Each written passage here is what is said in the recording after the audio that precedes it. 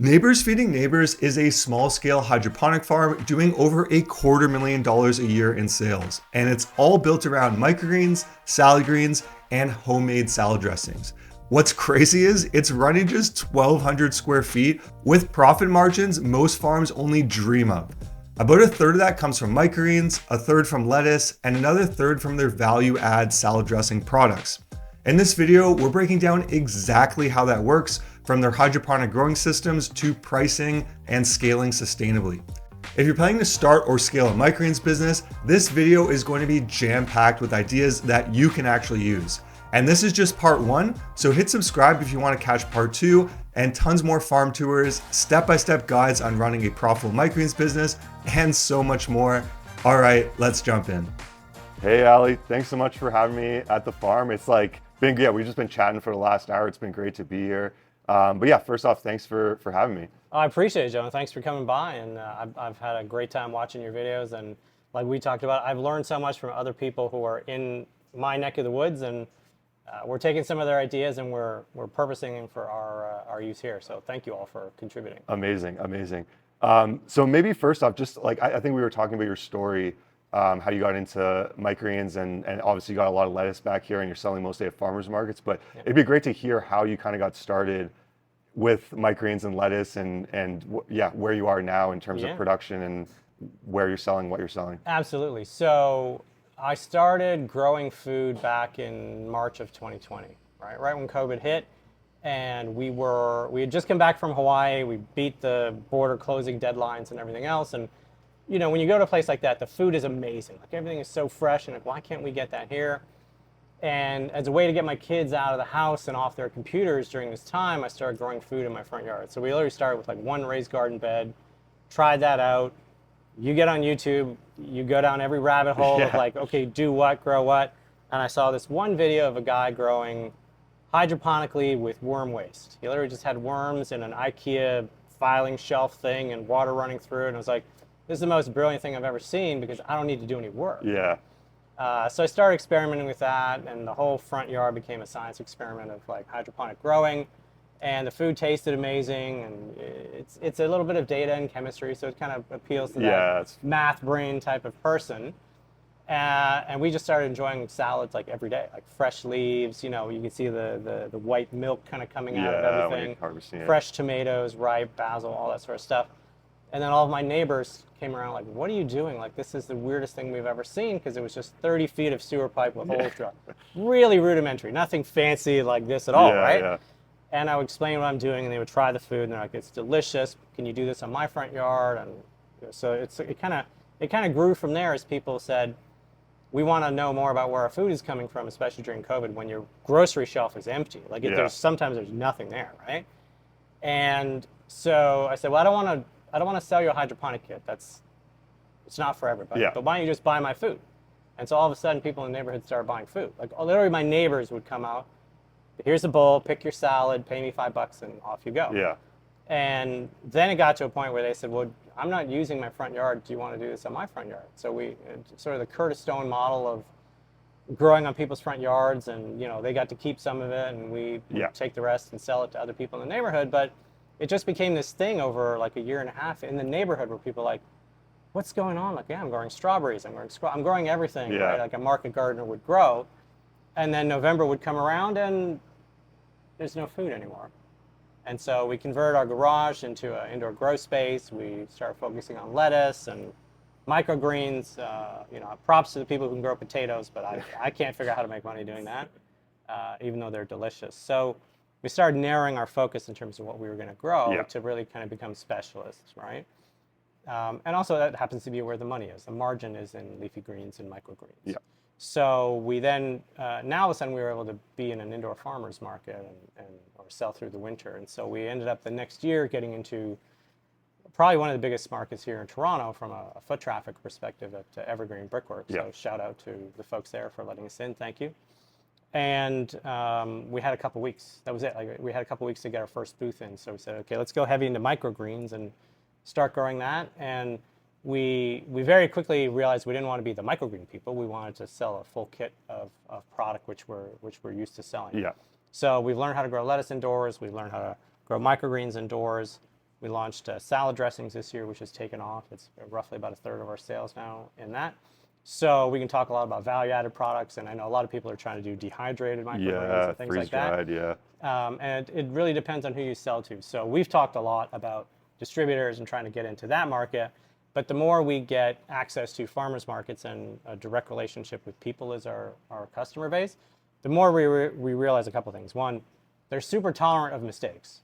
Chefs and distributors are not tolerant, right? Yeah. If you crop something out and it didn't work out, like they're like, you got maybe one more chance. Yeah. If you're lucky, right? Whereas a consumer will sit and understand, like, oh yeah, I get it. Yeah. You're still new. You haven't been around for 50 years. Like we're still learning and all that, and they'll tolerate. I'll substitute something here for that, and you'll still enjoy it. Totally. And that's where the most margin is. So I think for our focus, and we'll talk some numbers later, but farmers markets and direct to consumer, for what I started the business for, is the way forward for me. Yeah. It's not for everybody, and I get it. If you've got other markets that you want to go after and do that, for sure, go for it.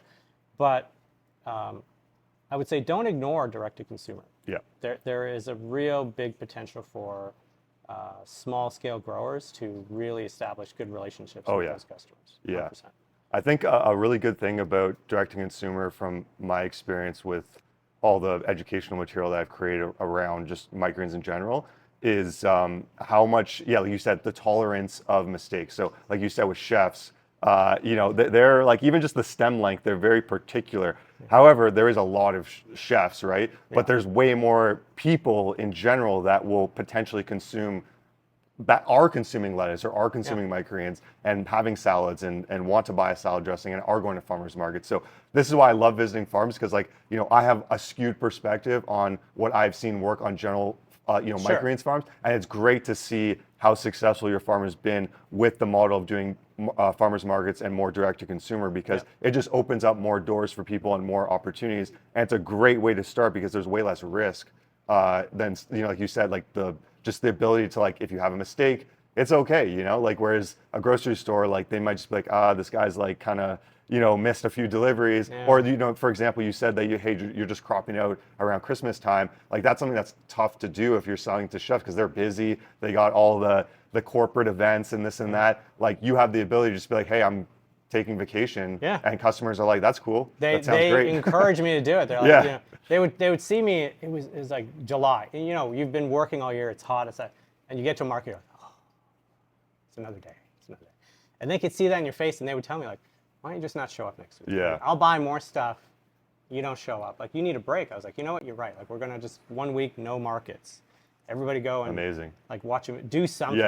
Just relax, because it gets too much. Yeah. Right. If you're on that hamster wheel. You see people all the time, market gardeners especially. They're like, you can see in their, like you said, you see in the face that they're burnt out, and it's like you feel really bad for them, because like it's tough. Like, farming is not easy. Yeah. Even though, like, we're trying to automate as much as we can. Totally. Yeah. It's definitely easier to be an indoor farm than an outdoor farm from a, like, burnout perspective, but there's also other challenges where costs are higher. You're renting out commercial industrial space. It's not cheap like farmland. Like, you can't grow indefinitely size-wise because you have extra costs with, like you were saying about how much it costs to just upgrade the transformer in here. It's a lot of money. It's a lot of money, right? So again, like, when we think about microgreens now, like, I'm always, when I did the market garden stuff, like I started in market gardening, the key for me was, can I grow something cheaper? So our benchmark was, here in Canada, we have Loblaws and Sobeys, like a few sort of three main chains. Yeah. And luckily I knew some people who worked there, so I said, I'm really not asking for trade secrets, but, like, how much does it cost you to buy a clamshell of lettuce? And I said, okay, if I can grow it for less than that, then I have a defensible business in the market. Like, no matter what happens, I can always sell it for less than what it costs you to buy. So I'll be okay, right, to do that. And it's the same thing with the microgreens. Okay, like, how can I grow this to be, like, the biggest yield, still have the nutritional content in there, but really try and boost what is sort of beyond the norm? And so, you take, like, little bits of information from it. Okay, this worked for that person, this worked for that person. Oh, introduce this element or that element. It's like, it's a Frankenstein. This is a Frankenstein of, like, 6 different methods that I've seen. But when you put it all together, it works. When it works really well. Yeah. And when it doesn't work, as you've seen here, like, you'll get, some fungus issues and things like that. So it's like, it's experimenting, though. It's like in the Top Gun movie. If you're going to push past Mach 10, a lot of the time the plane's going to blow up. Like it's not going to work, right? So you got to find like where is that tolerance and balance, and then next month it might not work because the temperature outside has changed, and the temperature inside here has changed, and 2-degree difference between down there and up there will make the world of difference in how we grow. So it's never been a dull moment. I think it's great that you have that mindset because, like, when I started my farm, I was like, I got to make it work this specific way because this is what I see the numbers work. But you seem very open-minded. And I think partially that's because of you were mentioning that you've had other businesses and you are running other businesses besides just this. Yeah. So you just get into the mindset. But I think naturally, maybe you did you naturally have that, or was that something you kind of developed more over time? I get bored super easily. Let me just say that, right? So once I figure out, the complete process for sunflower microgreens, let's say, I don't want to do it anymore. Like I've done all the work. I can hand it to someone else who can just follow a set of SOPs, right? For sure. But I think, like in my career, I was a consultant. I did global M&A deals, like all different kinds of industries. And so the nice thing is you go one week you'd be working on like a perfume merger. The next week you'd be doing pharma. But you can say, okay, what did we learn from this industry that these people don't use? Yeah. But maybe they should, right? Like really, really bizarre things. Like, well, what does a pharmacy merger have to do with perfume? And we'll go, actually, like there's, their supply chain, and this is a little bit different. And maybe if you did that, and like, oh, okay, we didn't know that. So I think because I had all this exposure to like all these industries and stuff in my previous career, I'm way more open to saying, okay, let's grow in cocoa coir or some kind of soil mix with Gaia Green. Cool. Does it work? Yes. Okay.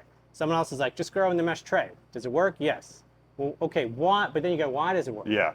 What? Oh, well, it works because he's pumping oxygen in there, so he's got no. Oh, okay. Well, he's got a different fungicide. Oh, okay. Like you can't just take your method and throw it into a hydroponic system and expect it to work. So, we learned early on, like, Gaia Green's not dissolvable, even if we try to Vitamix the hell out of it. Right? We're like, oh, okay, so we got to find a new, it's like, why isn't it growing? We put the Gaia Green in here with some water. It's like, well, it's not designed for hydroponics, right? Yeah. So now you got to find another solution and things like that. Yeah. So there was a lot of experimentation to even get to this stage. There'll still be more experimentation to kind of get to the next evolution of what we're doing. Yeah.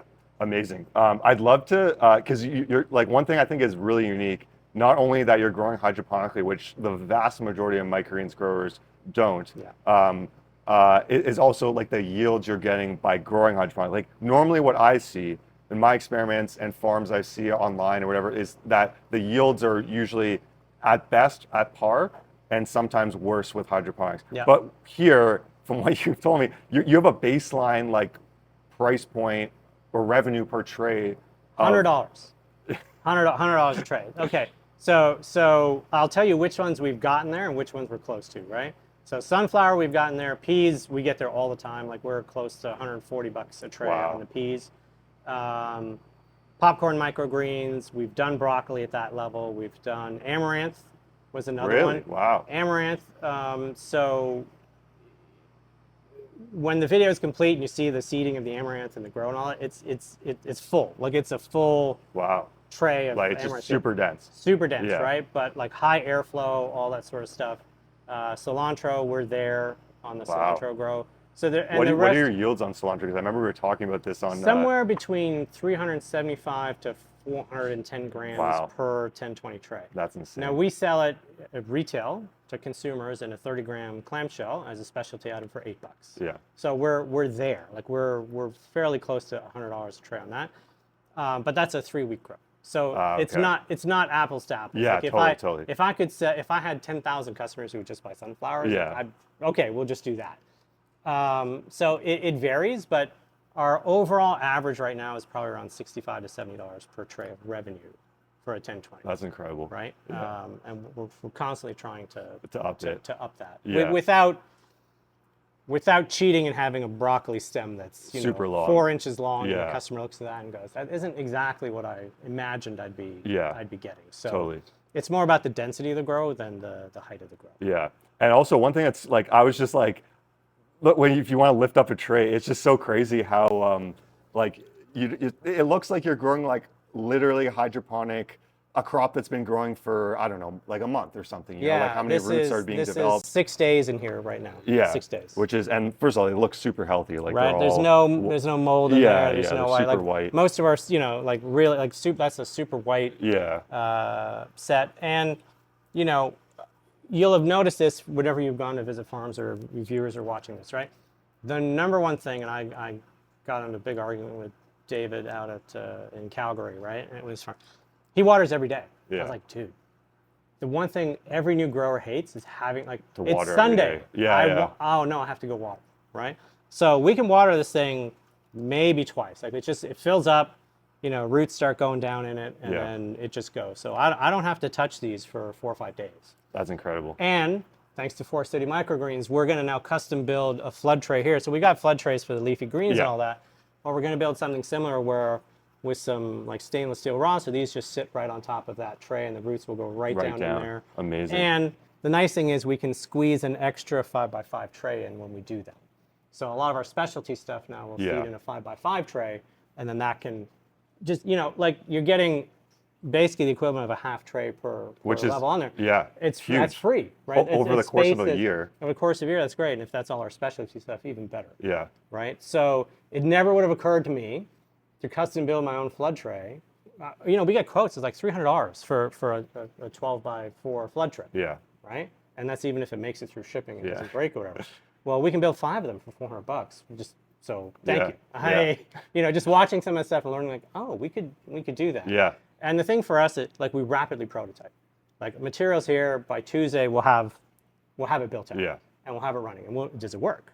And if it doesn't work, it's in the bin. Like we don't keep stuff around Totally. just to remind us that was a Yeah. It's like that's gone, right? So But the constant experimenting, trying things new, it's so powerful. Like that's how I built my farm, right? Like the stuff wasn't available, and then it's great when you can find stuff like this that is available so you can learn from other people. But even if that wasn't the case, you're still experimenting, trying new things, finding out what works, and then you create a more profitable, more efficient system. Like imagine having to come in every day and water these versus the way you're doing it now where, you know, you can like obviously we're here on a Sunday, but normally you don't have to be here if you don't want to be here. Yeah. Whereas a lot of farms, they may be in their house when they start, but when they move into a larger facility, what does that really look like? Are they have to be there 7 days a week, and are they going to burn out from doing that? well, if you think about someone like Sam from Kind Culture, right?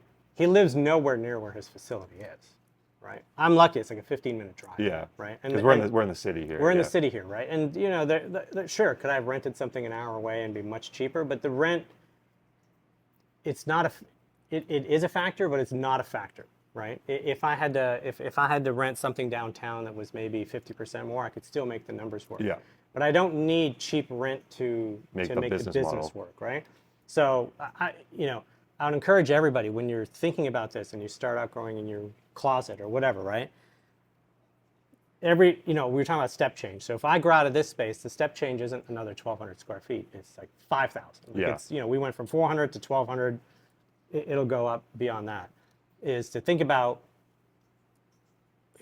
how do your costs and revenue scale. So if you're following a whole bunch of people on YouTube, we're like $20 a tray, that's your target. I go, oh, it doesn't scale at $20 a tray. You need more revenue and margin coming in, unless you got a bank account that's really big to pay for that. You got to, to save up for that next step of expansion. Yeah. You got to figure out a way to drive more margin into your business. Yeah. And if you start, if we had experimented with this when I was in my garage, we'd be like 6 months ahead Yeah. from where we are today because we have gone through all that sort of stuff. But the other part is knowledge takes a bit of time to catch up. Like a year ago, there was way less information on microgreens. 2 years ago, there was even like a fraction of that, right? Yeah. So the amount of content and information that's being put out there now from people, and people will see this and go, oh, I'm going to use this trick. Great. Like Yeah. steal whatever you want from this because the more people that are doing this, the more people know about what they are and what the benefits are. And so it's like when you go down a street in some town, it's like, why are there 6 flower shops in a row? This is crazy. They're all competition. Yeah. They're not all competition.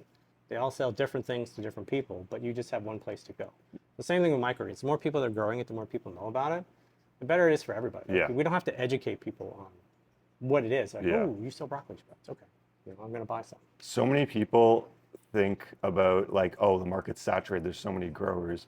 But like have you found any, like, have you ever found an issue with demand, like find a customer to buy the product? No, we, assuming they're educated, assuming they know what the taste profile is, right? So for us, because we grow what we call a complete salad kit. So we have a base of leafy greens, microgreens, and then our salad dressings, which we can show you in a bit. People know what it tastes like as we sample it, Yeah. right? So if people like health benefits, like, you know, what's the healthiest thing? Broccoli, then we have a detox mix of like broccoli, kale, and cabbage, right? So all the antioxidants and stuff like that. That's easy. You can kind of funnel customers in where some people come to your booth and like, it's okay, wait, like you're looking for something, what can I help you with? Yeah. I'm making a salad, it's this or that. And you go, okay, well, you need a crunchy thing, or you need a colorful thing, or whatever else you need. And then they come back because now you've helped them solve a problem, right? I can walk down my street with all my leftover product on a Tuesday and just say, hey, here's a salad kit. It's all in a bowl, greens, microgreens, dressing, whatever. My cost on that is maybe $4, including the clamshell, which is like $1, right?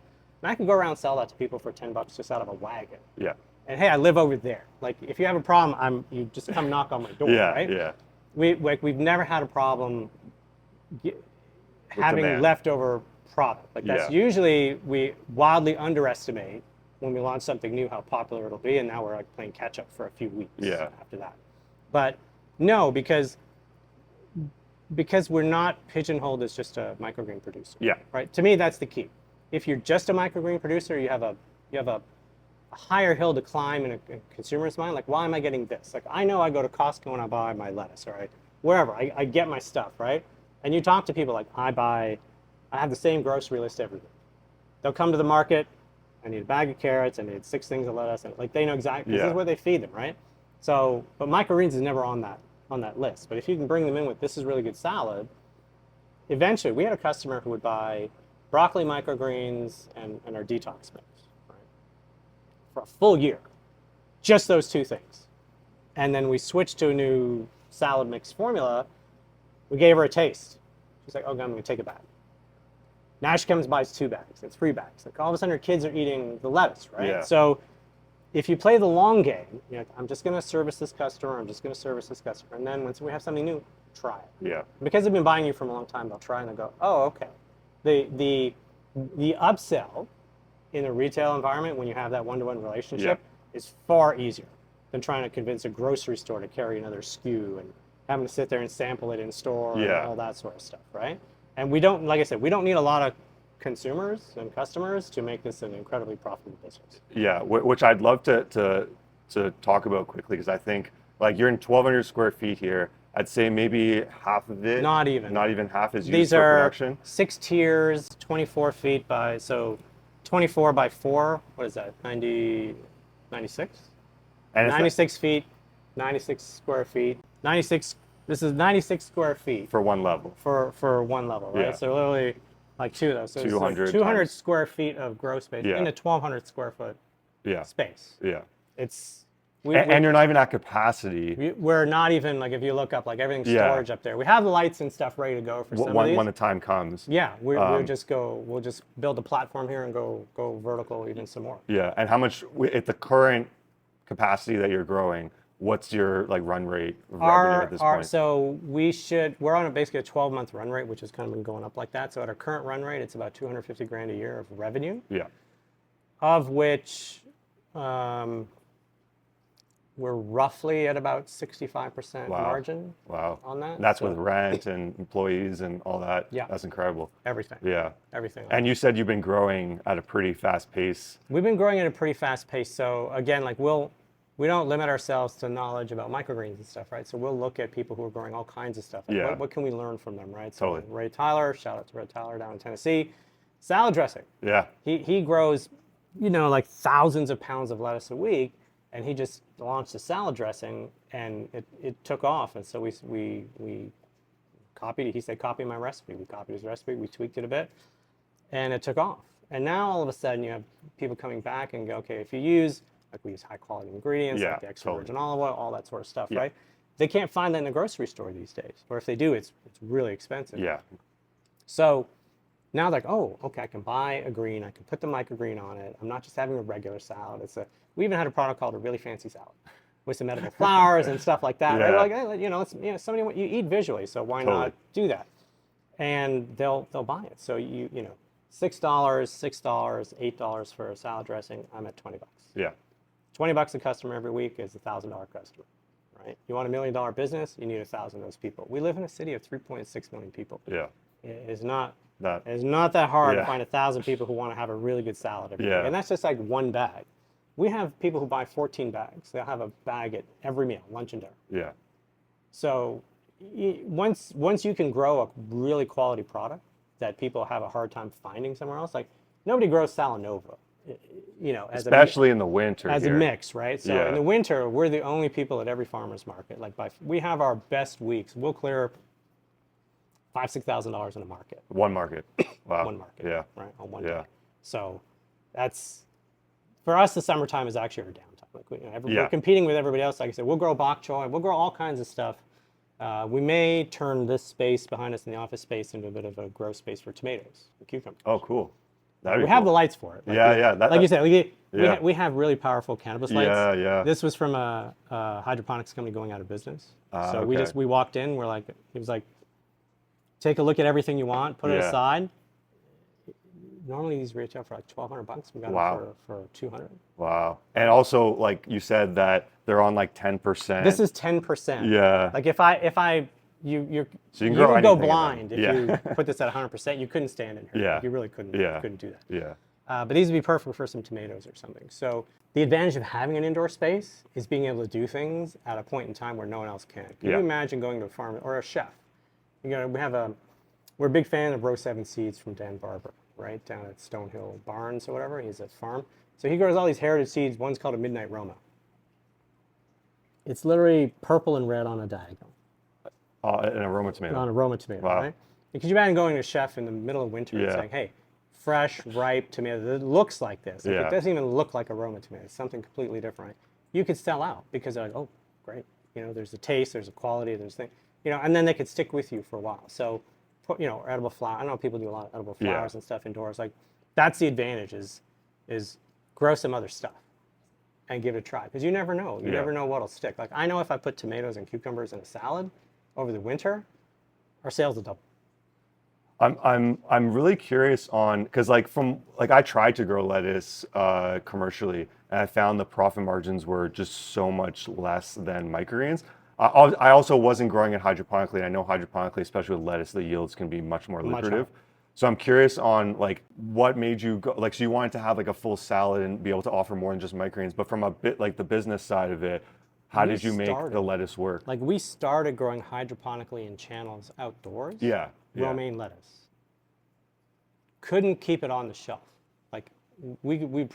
People come just buy tons of it, right? Because the romaine you get here from California tastes like cardboard. Yeah. So I started in hydroponics doing leafy greens before going into microgreens. So that's kind of part of my DNA in that. Now, what we discovered growing outdoors, which we bring indoors, is, and regular lettuce farmers who grow in soil will do this. They do cut and come again. If you're a market gardener, you do one cut, let it grow again. And so what happens is you have, just like how you have here with the root structures, you got the root structure here, kind of sitting there. Yeah. That's like an engine waiting to be turned on, right? So the minute you cut this, it grows again. It's 6 weeks to establish a head of lettuce and then 2 weeks to grow a second head and 2 weeks to grow a third head. Yeah. After that, it's going to be better. You crop it out. So the advantage in hydroponics with the nutrients and stuff is that you can do that. Right? Yeah. You've got these free-flowing roots. They want oxygen. They get the oxygen.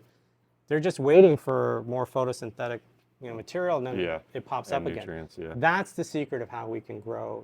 A bag of salad for us, labor, bags, everything in is probably around $1.97 or something like that, maybe $2.05, depends on the yields that we get, and we sell it for $6. Okay. But we can only do that because we get 3 cuts out of out of a head there, right? Now, some people say that's a great profit margin in agriculture. Right. Oh, totally. Yeah. I mean, that's because you're selling direct to consumer, so you don't have a middleman. Yeah. like your know, costs are relatively low. That's right. Yeah. And like I said, anything that doesn't get sold fresh that week goes into samples for the next week, Yeah. right? So we, Ben Hartman, the Lean Farm, this whole concept of waste in the Japanese culture, it's like we had tons of it. We'd be throwing out, or I'd be eating like bowls of salad, right? But we're like, no, we'll sample it to customers. Nobody knows, unless you've had it, nobody knows what sunflower or microgreen tastes like. Yeah. Nobody knows, right? You go, well, you chew a few of these, you kind of taste like sunflower seeds. Yeah. Like but if you're allergic to seeds, you can have this, but you can't have the seed. Oh, interesting. Okay. So people are like, oh yeah, I can have this, but I can't have the sunflower seed. So yeah, but that took us a year to figure out that if we just cut this again, we'd get like the regrowth and the regrowth and regrowth to make it worth it. Otherwise, it's really Got it. Okay. it's painful. Yeah, totally. And like you have these lights, and then you also have some T5s as well. Yeah. Did you find that these are like, just curious on, because like most people wouldn't spend the kind of money on these lights. Yeah. Well, again, in one of our experimental phases, we're growing fruit trees indoors. Oh wow. Right. So banana trees, mango trees, avocados, and things. So we learned a lot about.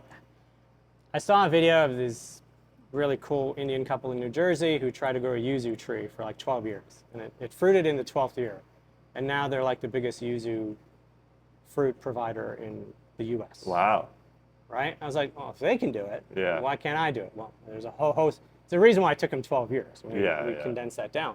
But we basically had all these left over. Now, they're great for leafy greens, no question. But the problem is that the coverage on these is worse than the coverage on the... Because they're kind of spaced a bit You got far a giant apart. driver in here and all that sort of stuff. So again, but this is running at 10%. Yeah. So, where those are full on. So we get the spectrum, it has the blurple in there and all that. But you kind of have to line the tray up with one of these, whereas those, they just hang and they're totally fine. So we're, like I said, we're in the process of building out our custom flood trays for here, and then we'll move some of those lights over here and swap them around, right?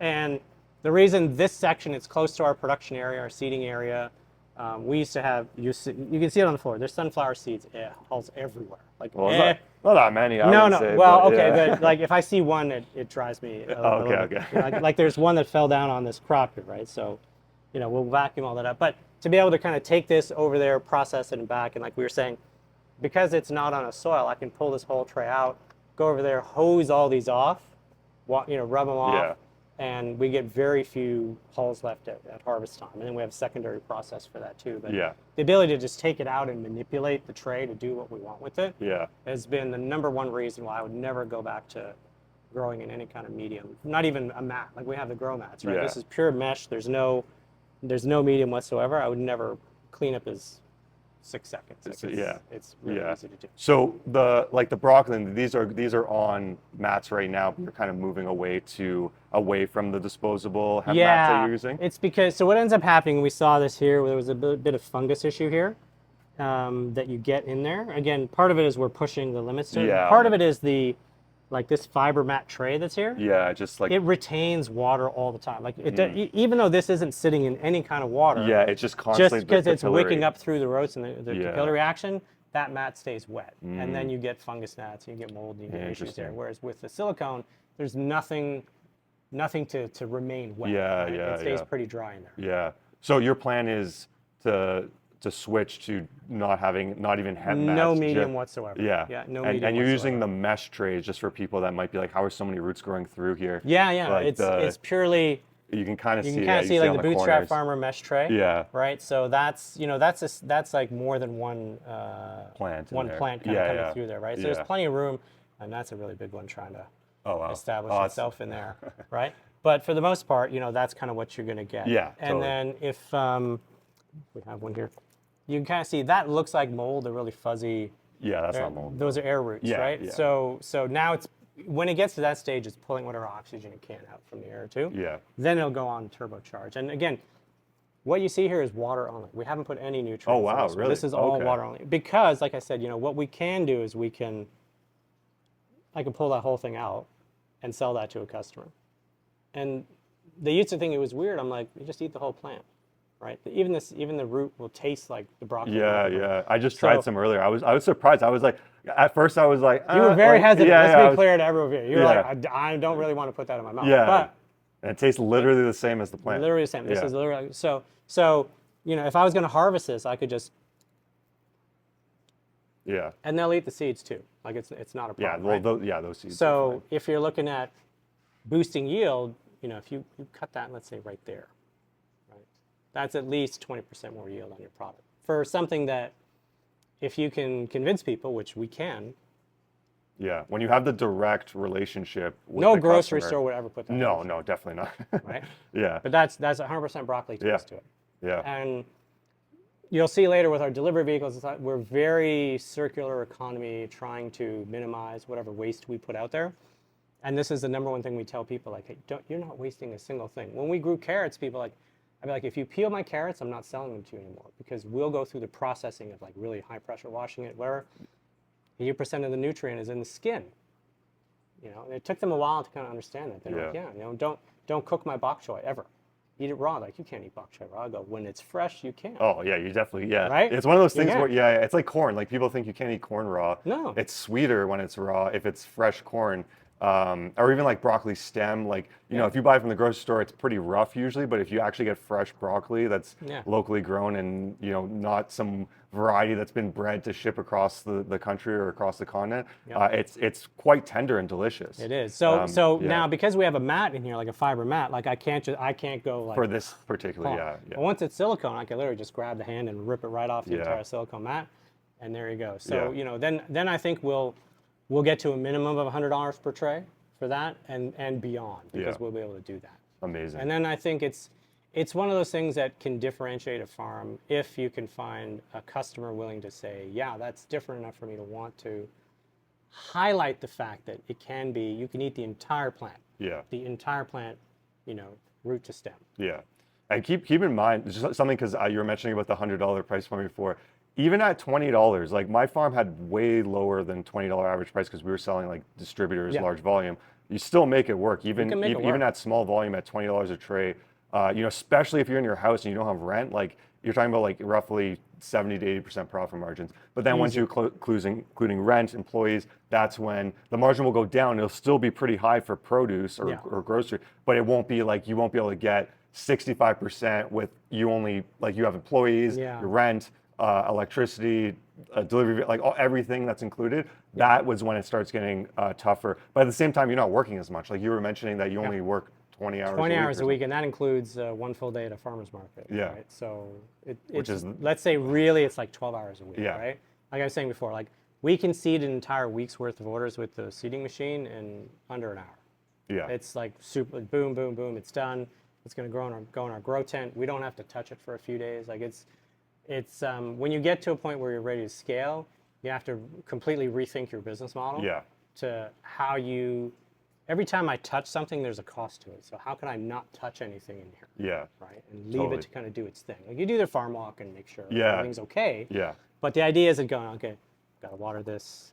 Yeah. It's like, It's- oh my it's God. time consuming. That's very time consuming. Yeah, Right? yeah. And because we're hydroponic, we have a few alternatives that aren't available to a lot of soil-based growers in terms of how we can automate stuff. Totally. So that was the other advantage of just having optionality to do things. Yeah, yeah. I think the fact that you're trying to automate everything as much as you can that's cost effective is the way to go. Like, the people that are like that, it's great to, when you're starting out, that's totally fine to water by hand, but at a certain point, like, I see it so often, like, the reason any sort of farm is gonna like struggle to keep going, it's not profitability usually. It's normally, oh my God, I'm so tired. I haven't taken a vacation like 2 years because I just watering these trays, and then every week I gotta harvest, every week I gotta do this, and I can't even get a day off to, so if you use the right tools and right equipment, like we'll talk about and go through what you guys are using to make it more efficient. But in this case, the watering, it's constantly flowing for the hydroponics, not for the microgreens. Not for these yet, but it will be soon, yeah. But again, like, because you've got these super deep trays and these shallow trays, like, you could put quite a bit of like water 2 in there. liters of water I could go in here, and